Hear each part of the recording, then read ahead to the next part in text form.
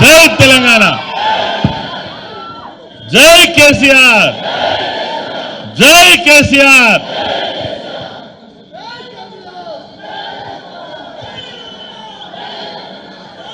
ఈ రాష్ట్రంలో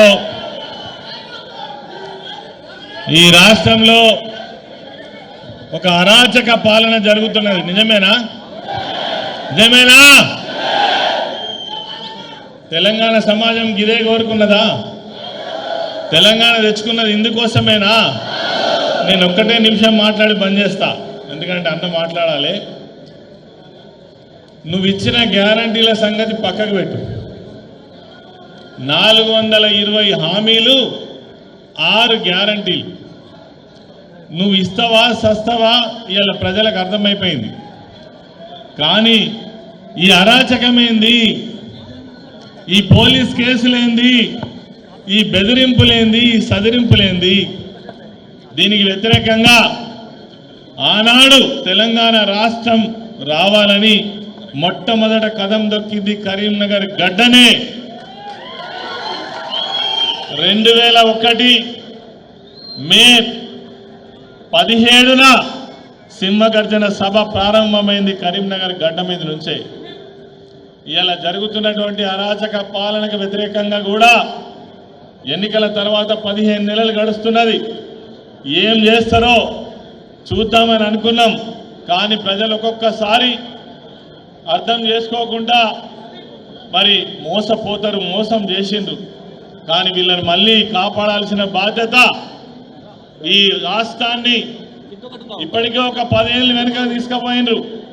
మళ్ళీ తిరిగి తెలంగాణ రాష్ట్రం ఎవరి చేతులైతే ఉంటే తెలంగాణ ప్రజలందరూ కూడా సుఖ సంతోషాలతో ఉంటారో, 10 సంవత్సరాల పాటు ఈ రాష్ట్రంలో అన్ని వర్గాలు సంతోషంగా ఎట్లా ఉన్నాయో దానికోసం పోరాడాల్సినటువంటి సమయం వచ్చింది.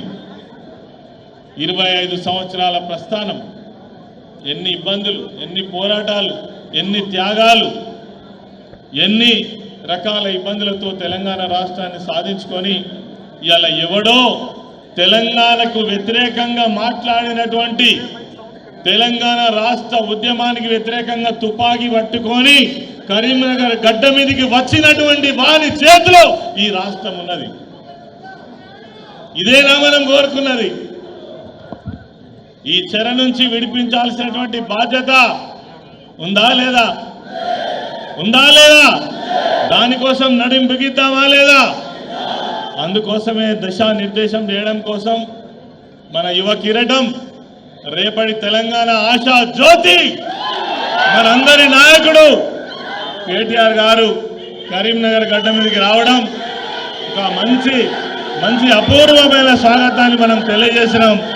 మరి వారు అనేక విషయాలు మీతో ప్రస్తావిస్తారు. ఈ సందర్భంగా నాకు అవకాశం ఇచ్చినటువంటి అన్న గంగుల కమలాకర్ గారికి, వేదిక పైన ఉన్నటువంటి పెద్దలందరికీ కూడా నమస్కరిస్తూ జై తెలంగాణ. థ్యాంక్ యూ అన్న.